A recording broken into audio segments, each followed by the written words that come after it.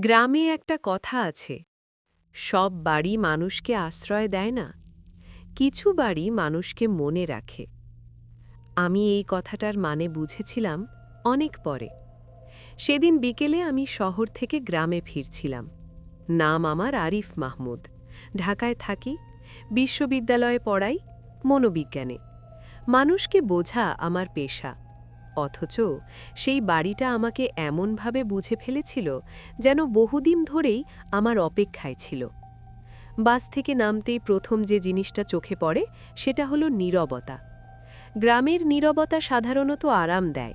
পাখির ডাক থাকে, গরুর গাড়ির শব্দ থাকে, দূরে কারো হাঁক ডাক। কিন্তু এই নীরবতা আলাদা। এটা যেন শব্দহীন নয়, বরং শব্দ চেপে রাখা। আমার মামার বাড়ি এই গ্রামেই। মামা মারা গেছেন বছর ৩ আগে। তার বাড়িটাই আমি দেখতে এসেছি। শুনেছি বাড়িটা কেউ আর থাকতে পারে না। থাকতে পারে না শব্দটার মানে আমি তখনও বুঝিনি। বাড়িটা গ্রামের একেবারে শেষ মাথায়, পাশে একটা শুকনো পুকুর। পুকুরের পানি নেই, কিন্তু অদ্ভুতভাবে পুকুরটা শুকনো দেখায় না। মনে হয় কেউ পানি চুরি করে নিয়ে গেছে। দরজায় তালা নেই। এটাই প্রথম অস্বস্তি। আমি দরজার সামনে দাঁড়াতেই ভেতর থেকে হালকা একটা শব্দ পেলাম। ঠিক শব্দ না, কেউ যেন নিঃশ্বাস নিচ্ছে, খুব ধীরে। আমি নিজেকে বোঝালাম, পুরনো বাড়ি, বাতাস ঢুকছে। মনোবিজ্ঞানীরা নিজের মনকে ঠকাতে খুব পারদর্শী।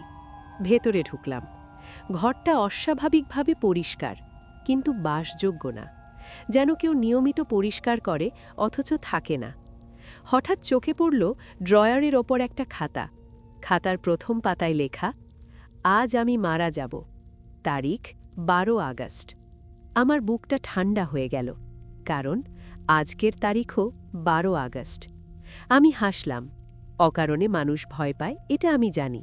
কিন্তু খাতার পরের পাতায় লেখা ছিল, যে এই লেখা পড়ছে সে এখন ঘরের ভেতর। ভয় পেও না, বাড়িটা তোমাকে চিনে ফেলেছে। ঠিক তখনই ঘরের পেছনের দরজাটা নিজে নিজেই বন্ধ হয়ে গেল।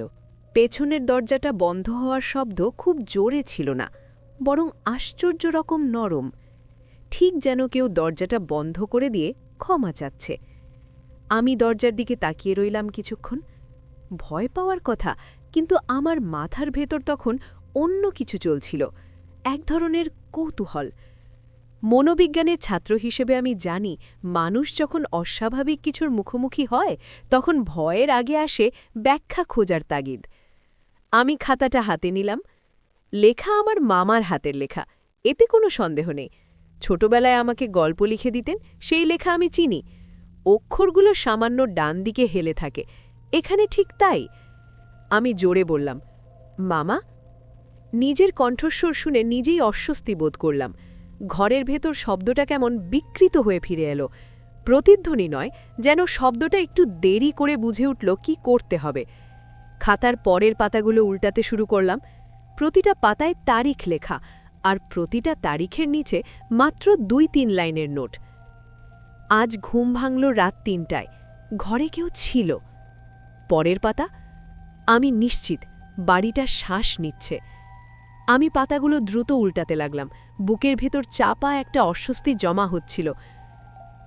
আজ আয়নায় নিজেকে দেখলাম না। এই লাইনটা পড়ে আমি খাতা বন্ধ করে দিলাম। এটা মামার রসবোধও হতে পারে, তিনি এমন ছিলেন, অদ্ভুত কথা লিখে আনন্দ পেতেন।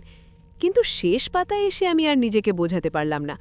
শেষ পাতায় লেখা, আমি আর বের হতে পারছি না, বাড়িটার দরজা খোলে না, যদি কেউ এটা পড়ো দয়া করে বাইরে থেকো। আমি চেয়ারে বসলাম। ঠিক তখনই পেছন থেকে শব্দ পেলাম, মেঝেতে কিছু পড়ার শব্দ। ধীরে ঘুরে তাকালাম। খাতার নিচে পড়েছিল একটা ঘড়ি, পুরনো হাত ঘড়ি, মামারই হবে। কাঁটা দুটো থেমে আছে, সময় ৩:১৫। আমি আমার ঘড়ির দিকে তাকালাম, ঠিক একই সময়। এই কাকতালীয় ঘটনাগুলো মানুষকে ভয় পাইয়ে দেয় না? ভয় আসে যখন কাকতালীয় ঘটনাগুলো একটার পর একটা ঘটে। আমি উঠে দাঁড়ালাম, জানালার দিকে এগিয়ে গেলাম। বাইরে সন্ধ্যা নামছে, কিন্তু আলো অস্বাভাবিক। সূর্য ডোবার মতো নয়, আলো যেন আটকে আছে। হঠাৎ অনুভব করলাম আমি ক্লান্ত, অকারণে ভীষণ ক্লান্ত, যেন অনেকক্ষণ ধরে কেউ আমার শক্তি টেনে নিচ্ছে। পেছনে ঘুরতেই দেখলাম ঘরের মাঝখানে দাঁড়িয়ে আছে একজন। আমি চমকে উঠলাম। লোকটা বয়স্ক, গায়ে সাদা পাঞ্জাবি, চেহারা পরিচিত। আমার মামা, কিন্তু তিনি যেমন ছিলেন তেমন না। চুলগুলো বেশি সাদা, চোখে গভীর ছায়া। তিনি হাসলেন। ভয় পাচ্ছিস কেন আরিফ? কণ্ঠটা স্বাভাবিক, খুব স্বাভাবিক। আমি কথা বলতে পারলাম না। তিনি চেয়ারে বসলেন, বললেন, আমি জানতাম তুই আসবি। এই বাড়ি কাউকে ডাকে না, কিন্তু যাদের দরকার তাদের আটকে রাখে। আমি জিজ্ঞেস করলাম, আপনি আপনি তো মারা গেছেন। তিনি মাথা নাড়লেন। মরে যাওয়া সহজ আরিফ, কিন্তু চলে যাওয়া কঠিন। আমি বুঝতে পারছিলাম এটা স্বপ্ন না। ঘরের গন্ধ, কাঠের মেঝের ঠান্ডা, সব বাস্তব। এই বাড়ি কি? আমি ফিসফিস করে বললাম। মামা আমার দিকে তাকালেন, চোখে দয়া নেই, ভয়ও নেই, শুধু নিশ্চিততা। এই বাড়িতে সময় থেমে যায়, তিনি বললেন, আর যে ঢোকে সে নিজের অতীতের সঙ্গে আটকে যায়। ঠিক তখনই ঘরের দেয়ালের ঘড়িটা একটা শব্দ করে আবার চলতে শুরু করল। Tick tick tick. আর আমি বুঝলাম আমি আর একা নই, আর আমি এখনও বাইরে নেই। মামার সামনে বসে থাকতে আমার অস্বস্তি হচ্ছিল না। ভয় হওয়ার কথা, কিন্তু হচ্ছিল না। এটা আরও ভয়ের। মানুষ যখন খুব ভয় পায় তখন শরীর প্রতিরোধ করে তোলে, কিন্তু এখানে আমার ভেতর কোনো প্রতিরোধ ছিল না, যেন মনটা আগেই হাল ছেড়ে দিয়েছে। আমি বললাম, আপনি যদি এখানে থাকেন তাহলে আপনাকে সবাই মৃত বলে কেন? মামা হালকা হাসলেন। কারণ বাইরে থেকে আমি মৃত, ভেতরে থেকে নয়। এই ধরনের কথা সাধারণত গল্পে ভালো লাগে, বাস্তবে শুনলে মাথা ঘুরে যায়। আমি জিজ্ঞেস করলাম, এই বাড়িতে আর কে ছিল? মামা একটু চুপ করে থাকলেন, তারপর বললেন, অনেকেই, কেউ বেশি দিন থাকেনি। তারা কি হয়েছে? তিনি ঘরের চারপাশে তাকালেন। দেয়ালগুলো যেন তার দৃষ্টিতে একটু নড়ে উঠল। তারা এখানেই আছে, মামা বললেন। তাদের সময় শেষ হয়ে যায়নি। আমি বুঝলাম না। মামা বললেন, ধর তোর জীবনের একটা মুহূর্ত আছে যেটা তুই ভুলতে পারিস না, যেটা তোর মাথায় বারবার ফিরে আসে। এই বাড়ি সেই মুহূর্তগুলো ধরে রাখে। আমি কিছু বলতে যাচ্ছিলাম, কিন্তু হঠাৎ মাথার ভেতর একটা ছবি ভেসে উঠল। ঢাকা, একটা হাসপাতালের করিডোর, আমার বাবা স্ট্রোকে মারা যাওয়ার দিন। আমি সেই স্মৃতি এড়িয়ে চলি, খুব যত্ন করে চাপা দিয়ে রেখেছি। মামা আমার দিকে তাকিয়ে বললেন, এই বাড়ি মানুষকে কষ্ট দেয় না আরিফ, মানুষ নিজেই তার কষ্ট নিয়ে আসে। আমি উঠে দাঁড়ালাম। আমি চলে যেতে চাই। মামা মাথা নাড়লেন। চাইলে সবাই চলে যেত। আমি দরজার দিকে এগোলাম। দরজায় হাত রাখলাম। দরজাটা ঠান্ডা নয়, উষ্ণ, জীবন্ত কিছুর মতো। আমি টান দিলাম, দরজা খুলল না। পেছন থেকে মামার কণ্ঠ এলো, আজ না। আমি ঘুরে দাঁড়ালাম। আজ না মানে? আজ তোর সময় থামছে, তিনি বললেন। ঘড়ির দিকে তাকালাম। আমার হাতঘড়ির কাঁটা আবার থেমে গেছে। 3:15। হঠাৎ একটা শব্দ হল। বাড়ির ভেতর কোথাও কেউ হাঁটছে। আমি চমকে গেলাম। আর কেউ আছে? মামা ধীরে বললেন, হ্যাঁ। একজন মহিলা সামনে এসে দাঁড়ালেন। মুখটা অচেনা, চোখে গভীর ক্লান্তি। তিনি আমার দিকে তাকিয়ে বললেন, আপনি কি নতুন? আমি মাথা নাড়লাম। তিনি বললেন, ভয় পাবেন না। প্রথম কয়েকদিন খারাপ লাগে, পরে অভ্যেস হয়ে যায়। অভ্যেস? আমি প্রায় চিৎকার করে বললাম। মহিলাটি হাসলেন। থেমে থাকা সময়ের অভ্যেস। আমি পিছু হটলাম। আপনি এখানে কতদিন? তিনি ভাবলেন। সময় নেই, তবু মনে হয় বহু বছর। আমি বুঝতে পারছিলাম, এরা সবাই মৃত না, তারা আটকে গেছে। আমি ফিসফিস করে বললাম, বেরোনোর কোনো উপায় নেই? মামা আমার চোখের দিকে তাকালেন। এই প্রথম তার চোখে কিছু একটা দেখলাম, দুঃখ। একটা উপায় আছে, কিন্তু সবাই সেটা নিতে পারে না। কি উপায়? নিজের সবচেয়ে বড় স্মৃতিটা ছেড়ে দিতে হবে, মামা বললেন, যেটা তোর পরিচয় তৈরি করেছে। আমার বুকটা ধক করে উঠল। আমি জানতাম তিনি বাবার কথাই বলছেন। হঠাৎ বাড়ির বাতাস ভারী হয়ে গেল। দেয়ালের ফাঁক থেকে ফিসফিস শব্দ। একসাথে অনেক কণ্ঠ বলছে, থেকে যাও। আমি চোখ বন্ধ করলাম। এই বাড়ি ভুতুড়ে নয়, এটা আরও ভয়ঙ্কর। এটা মানুষকে বোঝে। রাত নামার কথা ছিল, কিন্তু এই বাড়িতে রাত নামে না। আলোটা একই রকম থেকে যায়, না উজ্জ্বল না অন্ধকার। ঠিক যেমন মানুষের মন থাকে কোনো বড় সিদ্ধান্তের আগে। আমি জানালার ধারে দাঁড়িয়ে বাইরে তাকালাম। গ্রামটা দেখা যাচ্ছে না, শুধু কুয়াশা। অথচ বিকেলে পরিষ্কার দেখা যাচ্ছিল। মামা আমার পাশে এসে দাঁড়ালেন। এই কুয়াশা বাইরে না, তিনি বললেন, ভেতরে। আমি তাকিয়ে রইলাম। এই বাড়িটা কে বানিয়েছিল? মামা দীর্ঘশ্বাস ফেললেন। এই প্রশ্নটাই সবাই আগে করে। তিনি আমাকে বসালেন। ঘরের মাঝখানে একটা পুরনো কাঠের সিন্দুক। এতক্ষণ সেটা চোখেই পড়েনি। এই বাড়ির প্রথম বাসিন্দা ছিল একজন শিক্ষক। মামা বলতে শুরু করলেন। নাম ছিল নলিনীকান্ত সেন। আমি অবাক হলাম। এই নামটা আমি চিনি। ইনি কি সেই নলিনীকান্ত সেন, যিনি হঠাৎ উধাও হয়ে গিয়েছিলেন ১৯৬৮ সালে? মামা মাথা নাড়লেন। হ্যাঁ, উনি। আমার মাথার ভেতর অদ্ভুত একটা শীতলতা ছড়িয়ে পড়ল। নলিনীকান্ত সেনের কেসটা মনোবিজ্ঞানে খুব বিখ্যাত। তিনি একদিন সকালে বাড়ি থেকে বেরিয়ে আর ফেরেননি। কোনো লাশ, কোনো চিঠি, কিছুই না। তিনি কি এখানে? আমি বাকিটা বলতে পারলাম না। মামা সিন্দুক খুললেন। ভেতরে পুরনো কাগজ, ডায়েরি, ঘড়ি, সবই সময়ে থেমে থাকা জিনিস। একটা ডায়েরি তুলে দিলেন আমাকে। ডায়েরির প্রথম পাতায় লেখা, আজ বুঝলাম সময় আসলে চলে না, আমরাই তাকে ছেড়ে যেতে পারি না। আমি পড়তে লাগলাম। নলিনীকান্ত লিখেছেন তিনি জীবনে একটা বড় ভুল করেছিলেন। একজন ছাত্রকে অন্যায়ভাবে বহিষ্কার করেছিলেন। সেই ছাত্র পরে আত্মহত্যা করে। তিনি নিজেকে ক্ষমা করতে পারেননি। এই বাড়ি তার জন্য আশ্রয় হয়ে গিয়েছিল, মামা বললেন।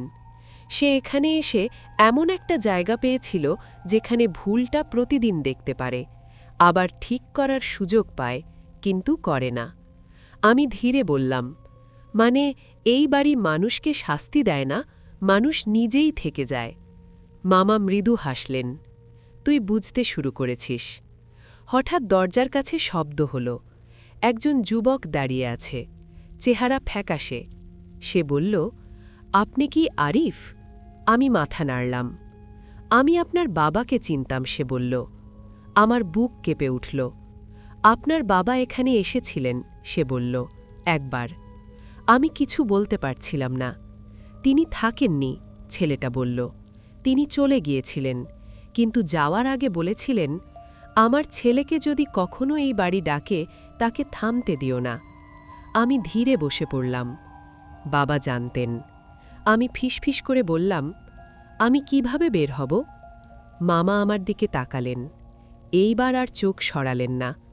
তোর সামনে দুটো পথ, তিনি বললেন।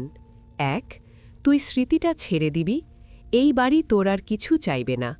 দুই, তুই স্মৃতিটা রাখবি, কিন্তু এখানে আটকে যাবি। আমি চোখ বন্ধ করলাম। বাইরে কোথাও একটা ঘড়ি আবার টিকটিক করতে শুরু করল। ৩:১৬। সময় ১ মিনিট এগিয়েছে। ঘড়ির কাঁটা ১ মিনিট এগোনো মানে এখানে অনেক কিছু। এই বাড়িতে সময় এগোয় না। যখন এগোয়, কেউ কিছু হারায়। আমি ঘড়িটার দিকে তাকিয়ে রইলাম। ৩:১৬। ১টা মিনিট। এই ১ মিনিটের জন্যই কি এত কিছু? আমি বাবার কথা ভাবছিলাম। শেষবার বাবাকে আমি দেখেছিলাম হাসপাতালের বিছানায়। কথা বলার শক্তি ছিল না। চোখ দুটো খোলা ছিল, কিন্তু যেন কাউকে দেখছিলেন না। আমি পাশে বসেছিলাম, কিছু বলিনি। ভাবছিলাম উনি এমনিতেই জানেন আমি আছি। অনেক পরে বুঝেছি কিছু কথা না বলার দায়ও সারা জীবন বয়ে বেড়াতে হয়। মামা আমার পাশে বসলেন।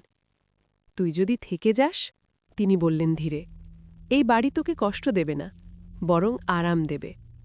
আমি তাকালাম। আরাম মানে? ভুলগুলো ঠিক করার ভান, মামা বললেন, যেটা মানুষ সবচেয়ে বেশি পছন্দ করে। আমি হাসলাম।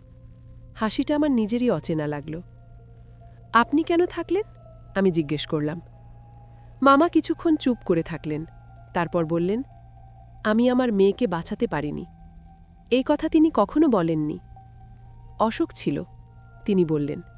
সাধারণ, কিন্তু আমি তখন কাজে ব্যস্ত ছিলাম। ভাবলাম পরে দেখব। আমি কিছু বললাম না। এই বাড়ি আমাকে একটা জিনিস দেয়, মামা বললেন। প্রতিদিন মনে করিয়ে দেয় আমি ভুল করিনি, পরিস্থিতি খারাপ ছিল।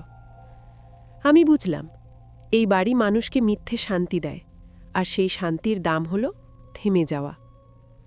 হঠাৎ বাবার কথাগুলো মনে পড়ল। আমার ছেলেকে থামতে দিও না। আমি দাঁড়িয়ে পড়লাম।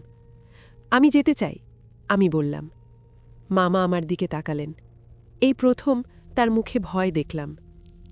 একবার গেলে, তিনি বললেন, তুই আর কখনো ফিরতে পারবি না। আমি বললাম, আমি ফিরতে চাই না। ঘরের বাতাস ভারী হয়ে উঠল। দেয়ালের ফিসফিস শব্দগুলো জোরে হল। থেকে যাও, সব ঠিক হয়ে যাবে। আমি চোখ বন্ধ করলাম। আমি বাবার মুখটা কল্পনা করলাম, তার ক্লান্ত চোখ, তার অসম্পূর্ণ কথা। আমি ধীরে বললাম, আমি ভুলগুলো ঠিক করতে চাই না, আমি এগুলো নিয়ে বাঁচতে চাই। ঘড়িটা জোরে শব্দ করল, টিক টিক টিক। হঠাৎ দরজাটা খুলে গেল। আলো ঢুকল, আসল আলো, সূর্যের। আমি এক পা বাড়ালাম। মামা ডাকলেন, আরিফ। আমি থামলাম। তিনি বললেন, আমি গর্বিত। আমি কিছু বলতে পারলাম না। আমি বেরিয়ে এলাম। আমি গ্রামের রাস্তায় দাঁড়িয়েছিলাম। সবকিছু স্বাভাবিক, পাখির ডাক, দূরে গরুর গাড়ি। ঘড়ির দিকে তাকালাম, সকাল 7টা। সবাই বলল আমি নাকি রাতে এসেছিলাম, সকালে বের হয়েছি। কেউ বিশ্বাস করল না আমার কথা। আমি শহরে ফিরে এলাম। কয়েক মাস পরে খবর পেলাম বাড়িটা ভেঙে ফেলা হয়েছে। সেখানে আর কিছু নেই। কিন্তু মাঝে মাঝে রাতে ঘুম ভাঙলে ঘড়ির টিকটিক শুনি, 3:15। আমি জানি সময় থামে না, কিন্তু মানুষ থেমে যেতে চায়।